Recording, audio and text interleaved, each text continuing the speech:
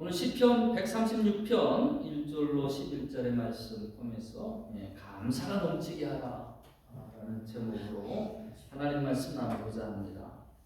이 시편에는 할렐 시편이라고 불리는 것이 있어요. 113장부터 118편까지를 제1 할렐 시편이라고 해요. 146편부터 150편까지를 제3 할렐 시편이라고 합니다. 그리고 오늘 우리가 함께 봉독했었던 이 시편 136편을 제2 할렐 시편 또 대할렐 시편이라고 해요. 가장 많이 할렐 너희는 찬양하라 이 말이 나오고 있습니다.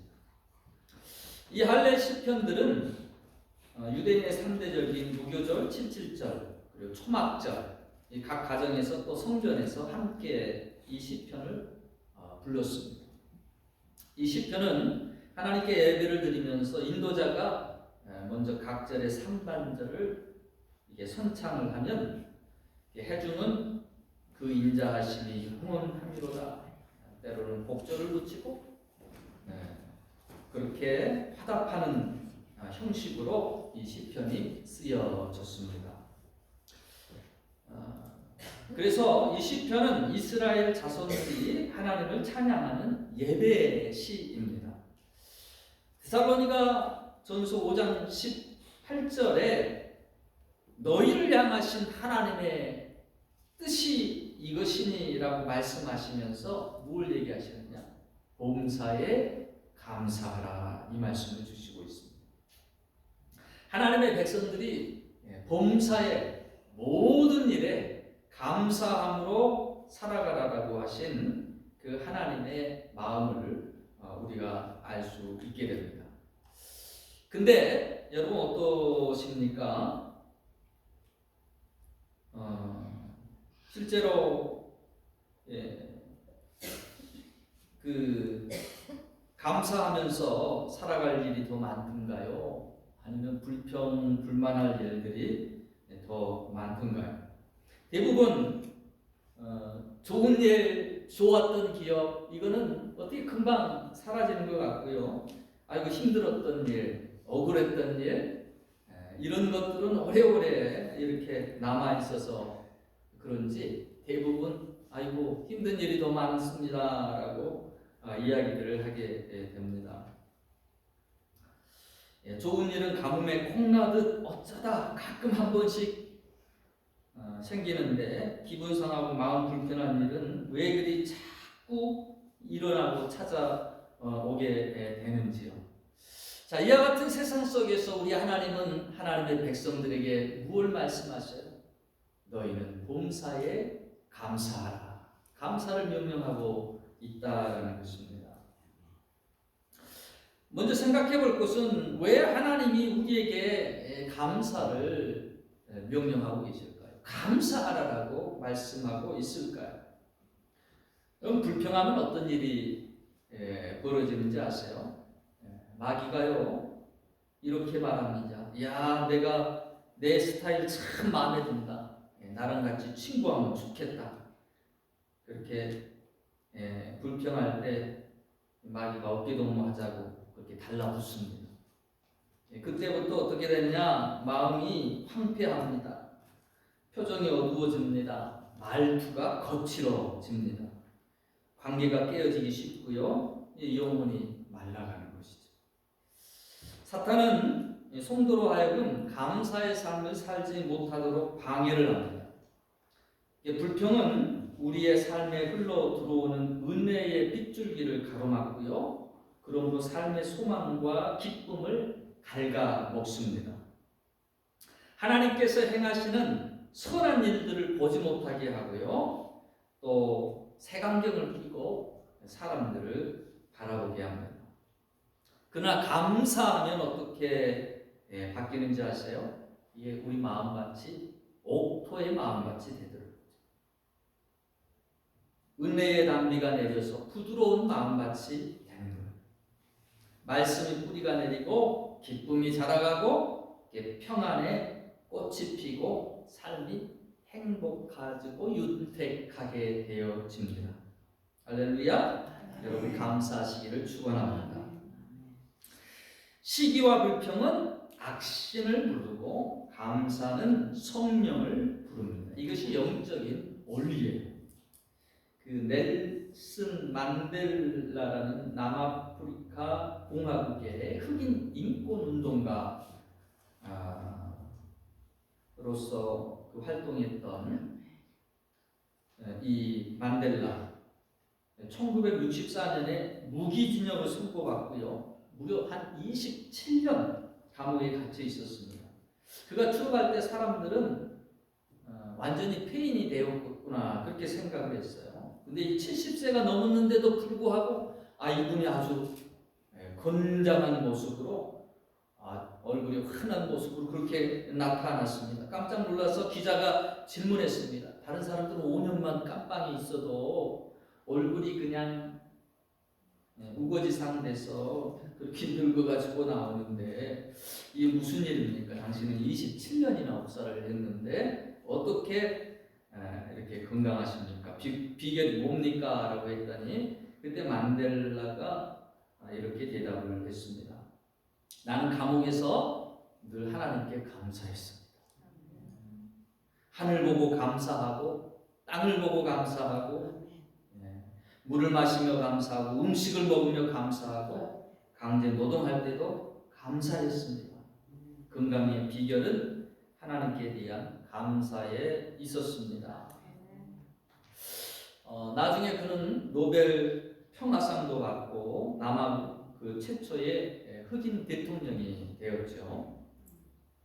아이작 월턴이라는 영국의 수필가는 하나님이 거하시는 곳은 두 곳인데 한 곳은 천국이요 한 곳은 감사하는 마음이다라고 말했어요.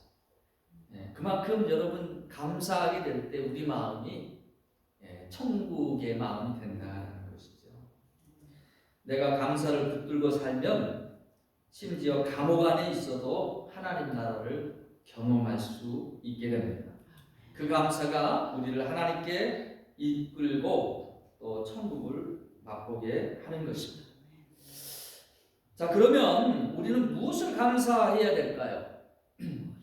오늘 이 시편 저자는 보통 사람들이 그냥 지나쳐 갈 만한 것들을 보면서 하나님께 감사의 노래를 드리고 있습니다. 보통 사람들은 아무 생각 없이 바라볼 해와 달을 보면서도 그것을 지으신 또 섭리하시며 다스리시는 하나님 앞에 감사를 드리고 있습니다.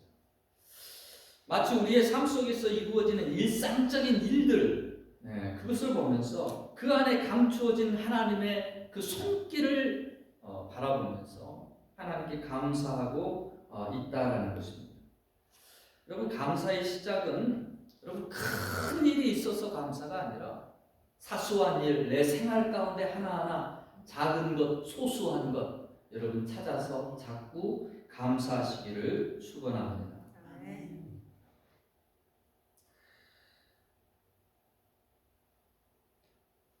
자, 이 시편 기자의 그 감사의 고백들, 이 고백들을 이렇게 우리가 쭉 보면서 여호와께 감사하라 그는 선하시며 그 인자하심이 영원하리로다 노래하고 있는데 이 시편 기자에게 감사의 내용만 있는 것처럼 들립니다. 그런데 사실은요 그 감사와 감사 사이에 수많은 고통의 시간들도 있었음을 우리가 알게 됩니다. 자, 애굽의 장자를 치신 이에게 감사하라 할 때 그 이면에는 애굽에서 종노릇하던 고통의 시간들이 있었죠. 홍해를 가르신 이에게 감사라고 했을 때 홍해로 인해서 길이 막혀가지고 도망가지 못하고 애굽 사람들에게 아주 그 쫓기는 가운데 긴박한 순간에 가슴 졸였던 공포의 순간도 있었습니다. 광야를 통과하신 이에게 감사가 있을 때 광야 40년 동안 거친 광야를 떠돌며 다녔던 그 불안의 시간들도 있었던 것입니다. 그때 당시에 이 이스라엘 백성들은 주어진 일들 속에서 늘 불평했어요. 좀 힘들어지면 또 불평합니다. 여호와는 선하시니 그 인자하심이 영원하리로다. 그렇게 찬송하지 않았어요. 도리어 여호와는 악하시오니 그 진노가 영원하리로다. 그렇게 찬송했을 것 같아요. 그게 출애굽기, 신명기 쭉 보면서 나타난 이스라엘의 모습입니다. 근데 시편 기자가 쫙 보니까, 지나놓고 보니까 그 순간순간들이 정말 오묘하게 하나님께서 세심하게 인도해 주시고 피할 길을 주시며 필요한 것들을 공급해 주시고 결국 가나안 축복의 땅으로 인도해 주셨더라는 거예요. 돌이켜보니 하나님의 선하심이었고 하나님의 인자하심이었더라. 그걸 찬양하고 있는 거예요. 여러분, 우리가 어려움을 당할 때 나는 어려움만 보여요. 그 어려움 가운데 있는 내가 저주받지 않았나? 하나님이 나를 매로 치시지 않나? 그렇게 생각하기가 쉽습니다. 그러나 우리 하나님은 선하신 분이시요, 우리 하나님은 인자하신 분이십니다. 여러분, 우리의 걸음을 그 능력의 손으로 붙잡으셔서 지옥의 세상 가운데에서 심판의 자리에서 생명의 길로 축복의 길로 하나님의 나라로 지금도 우리를 움직이시며 일하고 계신 줄로 믿습니다. 우리의 삶 가운데 결코 잊어서는 안 될 것, 여호와는 선하시며 그 인자하심이 영원하십니다. 그 하나님이 나를 지금도 인도하심을 믿습니다. 네, 그 믿음의 고백과 함께 부른 찬송이 바로 이 시편 136편이다라는 것이죠.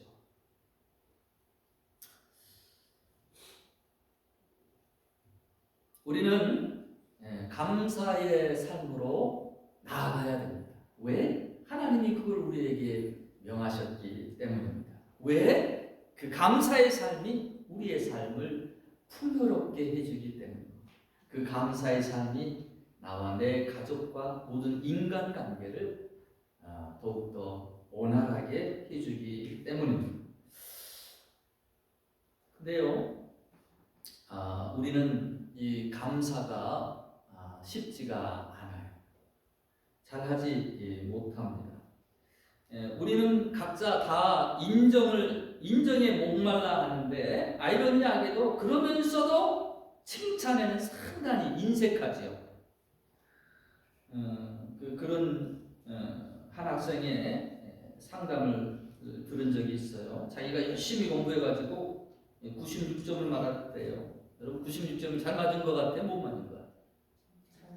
근데 자기 어머니가 그거를 보더니, 야, 왜 요거를 틀렸냐? 요것만 맞았으면 너 거의 98점, 100점에 가까운데 그러더래요. 그래서 그 다음에 더 죽기 살기로 공부해가지고 100점을 받았어요. 너무 기뻤어요. 이제는 우리 어머니 나를 칭찬해 주실 거야. 가가지고 자랑스럽게 100점짜리를 딱 내고, 거봐라. 이렇게 하니까 100점 맞잖아. 왜 지난번은 틀려가지고 96점 맞아가지고 와서 그 성적에 그거 남아가지고 전체 평균 봐봐, 평균 더 낮아졌잖아. 칭찬해주면 되는데 그렇게 칭찬에 인색한 거예요. 저와 여러분 칭찬이 필요합니다. 격려가 필요합니다. 사람은 연약한 존재라고 그랬어요. 그 중에 여자는 더 연약한 깨지기 쉬운 그릇이라고 그랬어요. 여러분, 우리가 서로 격려하며 칭찬하며 우리가 서로 세워갈 수 있어야 될 줄로 믿습니다.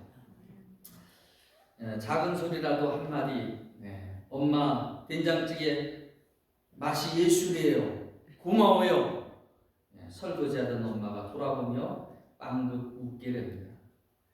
아빠 그거 아세요? 제가 닮고 싶은 사람이 바로 아빠예요.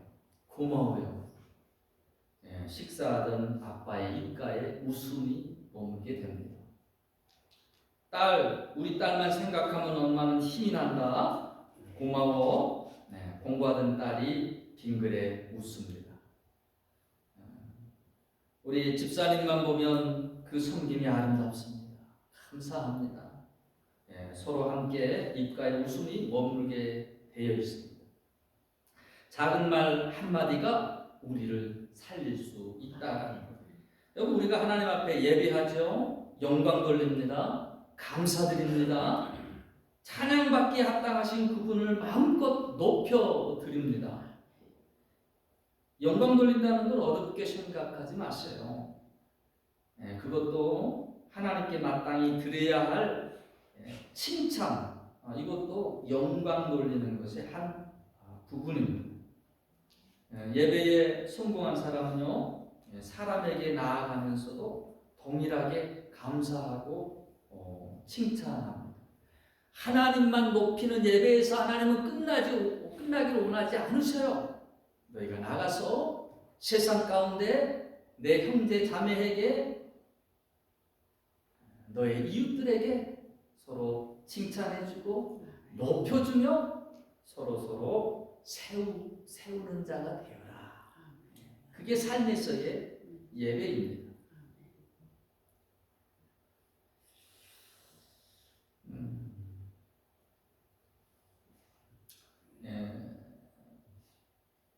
우리는 감사해도 칭찬해도 솔직히 말하면 좀 약하죠. 한국 사람들 사랑에 한번 소리하려고 그러면 온마음이 막 두드러기 나가지고 어쩔 줄 모른다. 그것이 우리 모습입니다. 하나님은 범사에 감사라고 하는데 감사의 고백은 사실 잘 안 된다는 말이죠. 여러분, 감사가 좋은 건 다 알아요. 근데 왜 못할까요? 자, 불평은 본능입니다. 아이들은 가르쳐주지 않아도 불평은 아주 잘해요. 땡깡도 잘 부립니다. 근데 감사는 가르쳐야 합니다. 훈련해야 합니다. 켄 블랭차드의 그 칭찬 고래도 춤추게 한다. 이 책이 아주 한국에서 폭풍적인 그런 인기를 일으켰습니다. 정작 칭찬해 보려고 하면 이게 사람들이 그 칭찬하는 것이 어색해가지고 유교 문화 가운데 근엄한 표정은 다 잘 짓는데 이건 또 약하다는 말이죠. 칭찬을 잘 해보지 않아서 그렇습니다. 어색하고 낯설어요. 그러니까 우리가 연습을 해야 돼요. 하나님께 영광 돌리며 먼저 많이 연습해 보시기 바랍니다. 여러분, 예배 전에 나와가지고 하나님 자꾸 칭찬하세요. 기도하면서도 하나님께 칭찬하세요. 하나님이 하신 일을 칭찬하시고, 저는 그것도 하나님 앞에 돌리는 영광의 한 부분이라고 생각합니다. 부모님에게도 자꾸 칭찬하세요. 여러분, 부모라고 다 그냥 음으로 자녀들 그저 되어진 것이라고 생각하면 안 됩니다. 한마디 자녀의 고맙다는 말 한마디, 부모의 수고를 알아주는 그 한마디가 부모를 춤추게 하고 어려움들을 이겨나가게 하는 힘이 되고 원동력이 되는 것입니다. 칭찬하는 방법이 있습니다. 결과보다는 과정에 칭찬해 주시고요. 그리고 실력보다는 매력에 칭찬해 주시기 바랍니다. 어떤 사람이든 보면 그 사람의 칭찬할 부분이 보여요. 두세 가지는 다 가지고 있습니다. 근데 어떤 마음이냐, 대부분 칭찬하려고 하면요, 100이면 100 다 잘해야 칭찬하려고 해요. 그런 생각들이 우리에게 있단 말이죠. 여러분, 한 가지만 칭찬할 일이 있어도 그 빼앗기지 마세요. 칭찬할 기회를 잊지 마세요. 칭찬하시기를 바랍니다. 그 칭찬을 통해서 새 힘을 얻고 그 칭찬을 통해서 더 아름다운 모습으로 세워져 가는 줄로 믿습니다.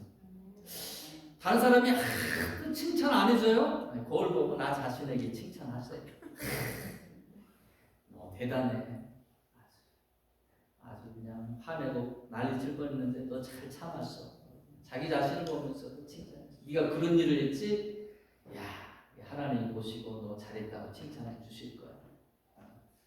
넌 거울을 볼 때마다 날마다 이뻐진다. 그렇게 칭찬을 해주셔요. 우리 영혼은 칭찬을 먹고 살아야 돼. 그래야 얼굴이 환해지는 거예요. 기쁨이 임하는 거예요.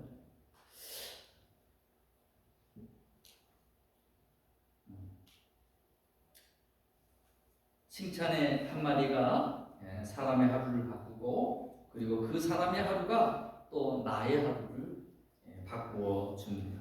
상대방이 좋아지면 나도 좋아진다라는 것입니다.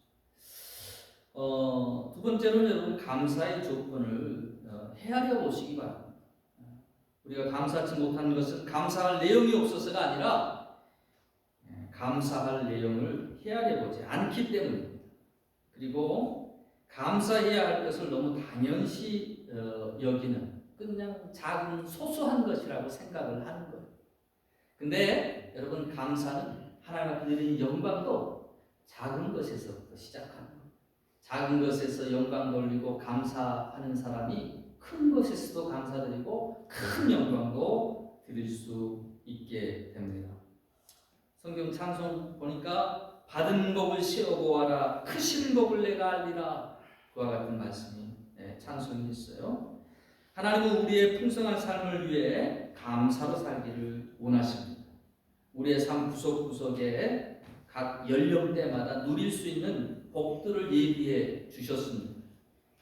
감사의 조건들을 주셨다라는 것이죠. 그것을 맛보고 누리면서 삶이 더욱 풍성해지고 삶의 의미를 깨닫게 하시기를 원하셨습니다.